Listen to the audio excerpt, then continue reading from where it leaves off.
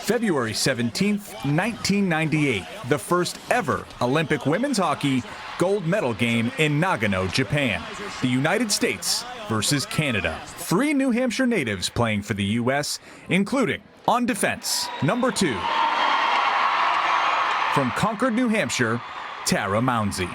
The final buzzer, whew, another sense of relief. You're just looking for anyone, whoever's near you, to celebrate and to hug and to really just stay in that moment. I wish I could go back to that moment. But I think my dad finally said good game. It was great. It took all those years and a gold medal. We heard "Oh Canada" too many times. The anthem they play is the one of the winning team. Team USA, the first ever women's hockey Olympic gold medal winner. But being the first was nothing new for Mounsey. Her legend began not in Japan, but here at White Park in Concord. During her high school days, girls hockey was not a sanctioned sport.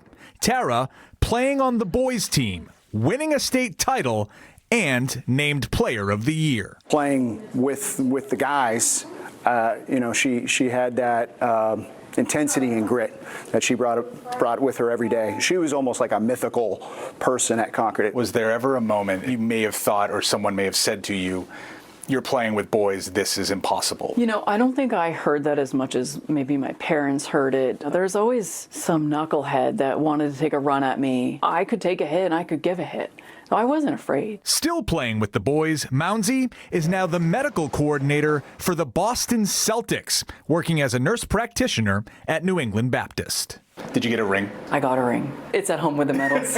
I was in the parade. The experience and the power and energy of the people at that parade was incredible. But Mounsey says being on that duck boat is no comparison to what she felt winning the gold. Her '98 Olympic team was inducted into the U.S. Hockey Hall of Fame in 2009, and this September, Mounsey's phone rang again. I kept driving, but I felt like I needed to stop the car. I was so caught off guard. I really had to sit with it and realize like it was real and how big of an honor it is.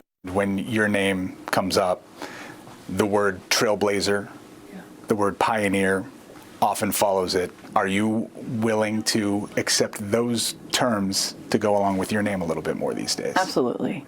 I've kind of turning that corner into empowering other athletes, even adult athletes. I'm hoping that people will choose to rely on me if they need something.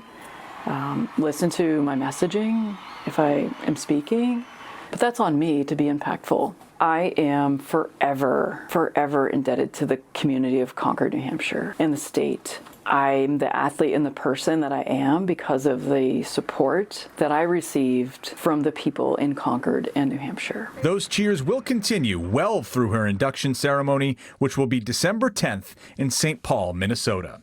Ian Steele, WMUR News 9.